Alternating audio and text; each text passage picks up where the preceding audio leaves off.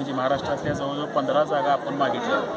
आता 15पैकी कुठल्या जागेवर सक्षम उमेदवार आहेत, काय आहेत, त्या सगळ्याच्या अनुषंगानं प्रामुख्यानं त्याची चर्चा होईल। उमेदवारी ही निश्चितच आहे, कारण ह्या उमेदवारीमध्ये मेरिट आहे। आमचं असं मत आहे की काही लोक जी विजयी व्हायची त्यावेळेला त्या ओरिजिनल पक्षाचा काही त्याच्या पाठीमागं संकल्प होता। कुणीही चौकशी आज अखेर केली आहे। मी ह्या वर्षी 60 लाख रुपये त्या शाळेसाठी साकोली यांसाठी उपलब्ध करून दिले।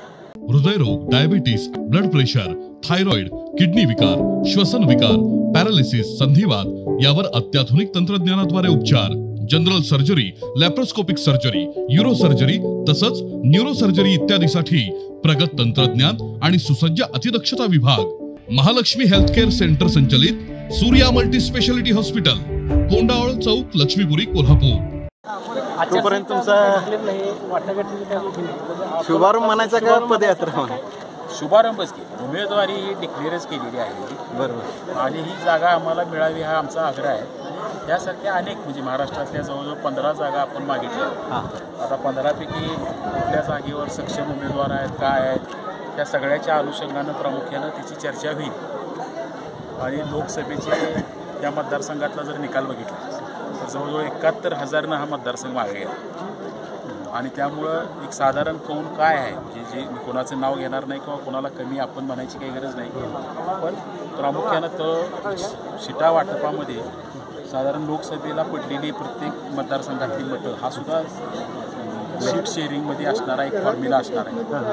आणि आमचं ते भूमिका आहे किंवा एक ह्या सगळ्या वस्तूचा विचार करता तिथं खरंच आपल्याला जर जिंकायचं असेल, कारण आमचं असं मत आहे की काही लोक जी विजयी व्हायची त्यावेळेला त्या ओरिजिनल पक्षाचा काही त्याच्या पाठीमागं संकल्प होता। म्हणजे ह्या मतदारसंघाची जर रचना बघितली तर काही आता शिये मतदारसंघ असेल, वडिंगे मतदारसंघ असेल, तर शिवसेना उद्धव ठाकरे गट म्हणून मतं मिळायची।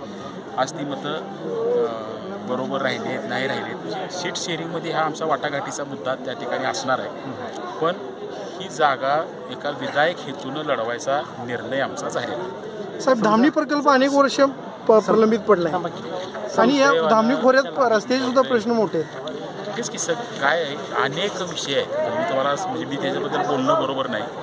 धामणीचं सुद्धा आता परवासुद्धा आम्ही हा विषय मिटवायचा प्रयत्न केला।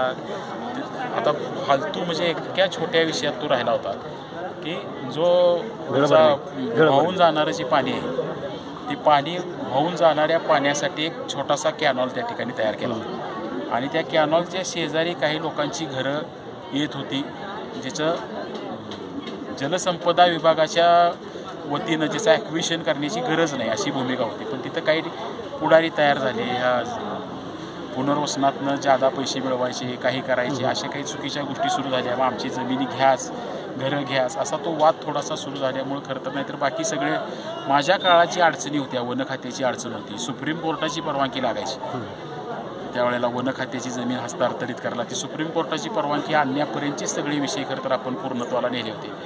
आता हा किरकोळ विषय राहिला होता, तोही संपला आहे। त्यामुळं घळभरणीला आता काही अडचण राहिली असं मला वाटत नाही, पण फार उशीर झाला ह्याचं फार वाईट वाटतं। आता मी उदाहरण सांगेन की आमच्या वाघुर्ड्यात मी येताना 2 मिनटं थांबलो होतो। त्या 2000 मला वाटते ह्याचा जो पूर मोठा झाला 21चा नव्हे, त्याच्या मागचा 19चा, आणि पूर्ण शाळा त्यांची पडली।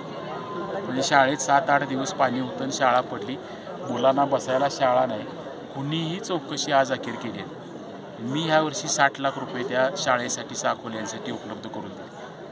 म्हणजे आज आता कोणावर टीका आपण करणं बरोबर आहे असं मी म्हणत नाही, पण असे जे फार महत्त्वाचे जे विषय ग्राउंड लेवलचे, आता आज सुद्धा या पोनोऱ्याचा आत येणारा रस्ता आम्ही त्याला 30-40 लाख रुपये 30-54 तरतूद त्या ठिकाणी करून देण्याचा प्रयत्न केला। म्हणजे फार मोठं नाही। आज हा मतदारसंघ माझ्याकडे नसताना सुद्धा मला जेवढी राजकीय शक्तीतनं ह्या सगळ्या परिसरात जे करता येईल, प्रत्येक गावात जे थोडं मोठं करता येईल असं आम्ही प्रामाणिक करायचं। जी गरज आहे ती तरी प्रश्न समोर आणायचा प्रयत्न आम्ही करतोय आणि म्हणून हे नातं, हे प्रेम आम्हाला जोपासता आहे। वाटाघाटीत काय, जर वाटाघाटीत जागा नाही सुटली तर काय तरी उमेदवारी निश्चितच, काय भूमिका असणार? उमेदवारी ही निश्चितच आहे, कारण ह्या उमेदवारीमध्ये मेरिट आहे असं मी तुम्हाला सांगतो।